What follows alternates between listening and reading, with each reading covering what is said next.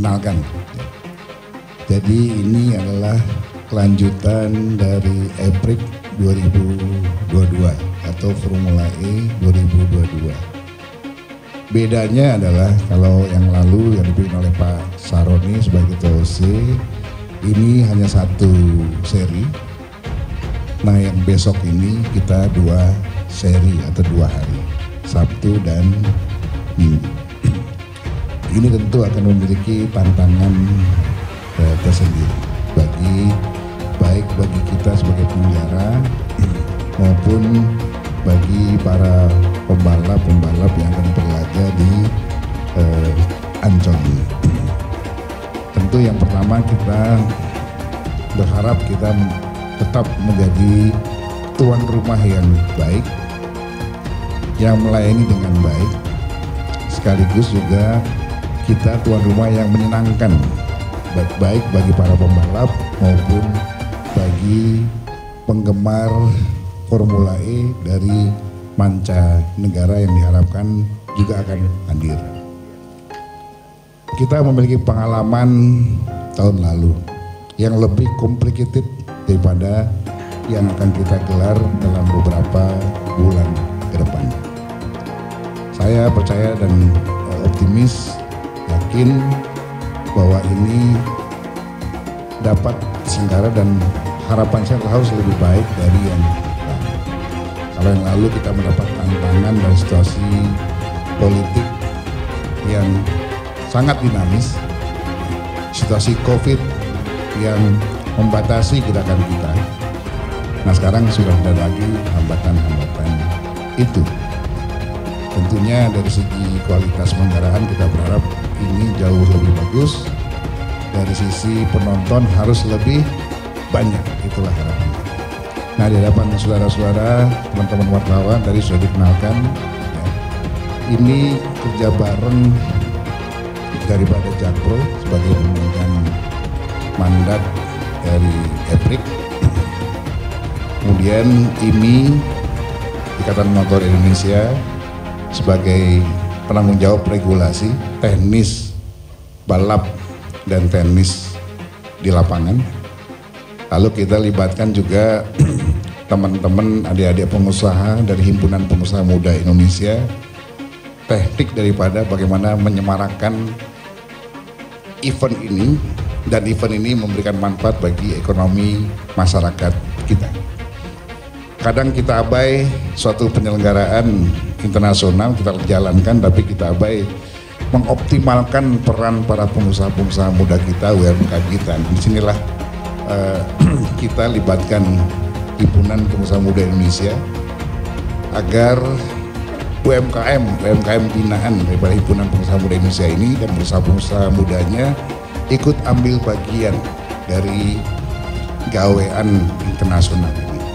Ya, supaya udah kita pembalapnya nggak ada, kita belum punya pembalap EPRIC atau Formula E. Mudah-mudahan beberapa tahun depan bisa kita hadirkan dengan pembinaan yang baik. Udah gitu acara itu nggak beri manfaat langsung kepada para pengusaha. Yang ada kita hanya nonton saja. Ya, jadi kita berupaya semaksimal mungkin. Mungkin tahun ini kita belum bisa menghadirkan lokal hero-nya, tapi paling tidak kita bisa mengambil manfaat ekonominya dari kegiatan internasional ini sesuai dengan arahan Presiden. Jadi sekali lagi nanti secara teknis Ketua OC akan menyampaikan bagaimana penyelenggaraan ini ke depan. Ya, nanti dari HIMI akan menyampaikan rencana-rencana bagaimana mendorong perekonomian masyarakat untuk ikut terlibat dan mengambil manfaat dari kegiatan ini. Nanti dari Jakpro akan menyampaikan beberapa hal yang teknis lainnya tentang timeline daripada event kita kali ini. Pandemi, apakah Formula E tetap dilangsungkan atau tidak? Yang kedua, komitmen fee yang dianggap lebih besar ketimbang negara-negara lainnya. Memang dua-duanya masuk. Dari kacamata profesional tentu dua orang ini cukup kompatibel, cukup layak disebut sebagai orang yang ngerti dunia otomotif.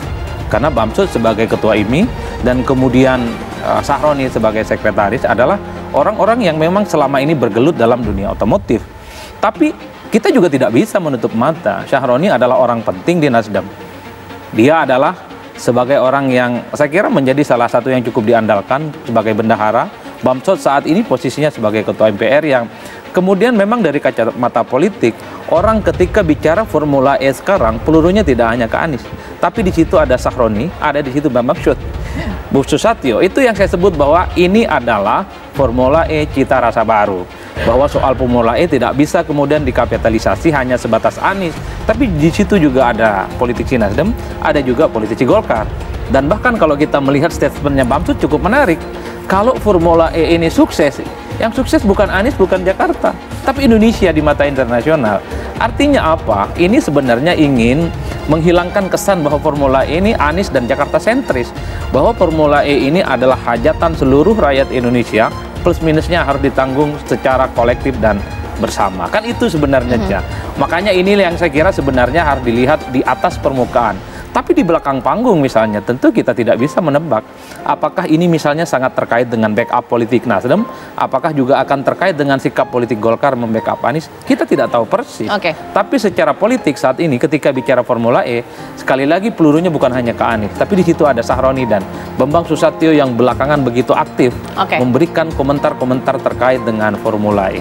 Narasi Bamsud untuk menakut-nakuti rakyat agar tidak memilih Anies Baswedan. Ngeri, seorang ketua MPR Bambang Susatyo atau Bamsud tapi membuat narasi yang mengada-ngada. Memang sepertinya Bamsud sedang membela rezim Jokowi dan menyindir Anies. Buktinya, sebagai seorang pimpinan lembaga tinggi negara, dia membuat narasi-narasi yang biasa diucapkan oleh para buzzer. Kan dari dulu, sebelum Anies jadi gubernur DKI, para buzzer yang selalu menakut-nakut warga untuk tidak memilih Anies karena akan terjadi perpecahan dan perang saudara seperti di Suriah, Irak, dan Iran. Kenyataannya, selama Anies memimpin Jakarta, ternyata itu hanya narasi pesanan oligarki Taipan. Sebelumnya juga Bamsud membuat narasi yang mendukung penundaan pemilu dengan alasan yang dicari-cari. Ada beberapa narasi Bamsud yang keliru, tapi terutama tentang dua hal ini. Pertama, Bamsud termasuk yang mengusulkan pemilu ditunda. Loh, bukannya menunda pemilu itu melanggar konstitusi? Dan bukankah MPR itu yang harus menghukum orang yang mencoba melanggar konstitusi? Presiden seharusnya sudah di-impeach. Ini malah terbalik gara-gara seorang ketua MPR yang sepertinya ingin membela Jokowi sehingga tidak mampu lagi melihat kesalahan presiden. Sudah berkali-kali Jokowi melanggar konstitusi tapi dibiarkan saja gara-gara seorang Bamsud, citra MPR menjadi rusak. Kedua, demi membela Jokowi pula Bamsud malah menuduh seolah Anieslah sebagai pemecah belah bangsa dan pengusung khilafah. Sungguh sangat tidak pada tempatnya dan fitnah kalau narasi itu ditujukan untuk mendegradasi Anies yang dituduh sebagai pemecah belah bangsa dan pengusung khilafah. Bamsud telah membuat narasi konyol. Kita tidak ingin seperti Suriah, Iran, Irak, dan sebagainya. Ketua MPR RI Bambang Susatyo mengingatkan bahaya perang saudara yang dipicu oleh perpecahan kecil dalam peringatan ke-9 tahun Undang-Undang tentang Desa di GBK. Ahad 19 Maret 2023. Apalagi jelang pemilu 2024, semua harus waspada. Dari dulu narasi yang dibangun pembenci Anies itu-itu saja, kata Benny dalam akun Twitternya. Rakyat sekarang sudah cerdas, tidak bisa ditakut-takuti lagi. Demi membela oligarki Taipan, kepentingan Cina untuk komunis, dan menutupi kasus korupsi di Kemenkeu yang 300 triliun, Bamsud rela membuat narasi murahan yang sebenarnya dialamatkan kepada Anies Baswedan. Seorang beriman, saleh, dan telah terbukti selama 5 tahun memimpin Jakarta sangat dicintai rakyat karena mengayomi semua warga Jakarta apapun agamanya. Tapi anehnya Bamsud ikut mengembangkan narasi yang diada-adakan.